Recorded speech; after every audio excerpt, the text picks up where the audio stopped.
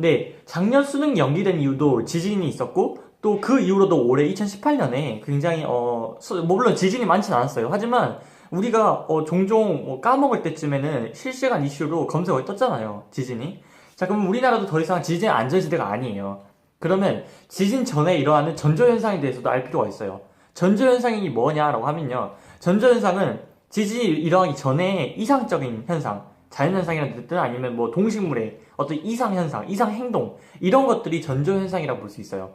자, 그럼 전조현상 중에서 지금까지 뭐 각국 전 세계에 있어서 전조현상이 많이 일어났을 거 아니에요?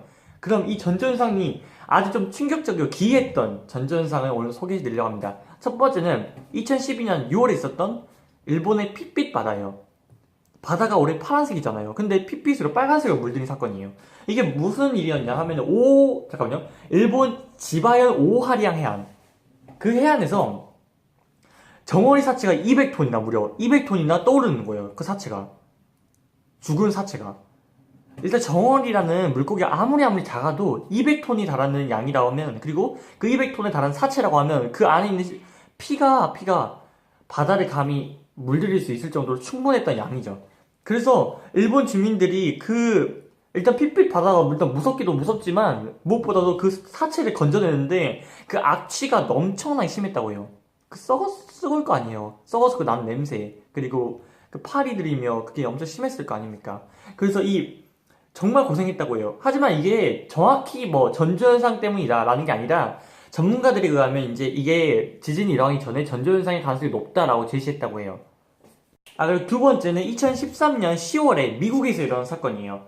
이 전조현상 중에 6m나 되는 상갈치. 그러니까 제 키가 지금 이 성인 남성 기준으로 약 177이니까 2m가 안 되죠. 근데 이 성인 남성의 보통 키의 3배가 넘는 길이의 상갈치가 사체로 발견된 거예요. 그러면 이제 이렇게 물을 수가 있죠. 상갈치랑 지진이랑 무슨 상관이냐. 물론 이제 상관이 없다고 말할 수도 있지만 왜 상갈치가 어떤 특성을 가지고 있거든요. 이 상갈치가 해저 깊은 곳에 지반이 흔들리게 되면요, 상갈치는 해수면에 올라오는 특성이 있다고 해요.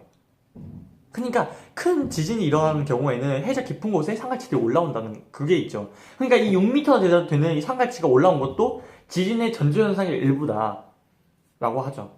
실제로 일본에서도 상갈치가 잡힌 뒤에 이틀 뒤에 이렇게 지진이 일어나는 현상이 있다고 해요. 정말 생긴, 진짜 우리가 본 적도 없는 이런 생명체도 있고, 또 실제로 구름 같은 경우에도 지진 운이 있다고 해요. 자료화면 안 나가겠지만 아무튼 굉장히 지진은 위험하기도 하지만 이런 전조현상부터가 정말 뭐 진짜 이게 기이한 현상이 굉장히 많아요. 그러니까 우리도 지진에 대해서 뭔가 좀 약간 나름의 경각심을 가지고 평소에 뭐 지진 대피 훈련이라든지 이런 것도 잘 학교에서 들으시고 이런 상식도 가졌으면 좋겠습니다. 감사합니다.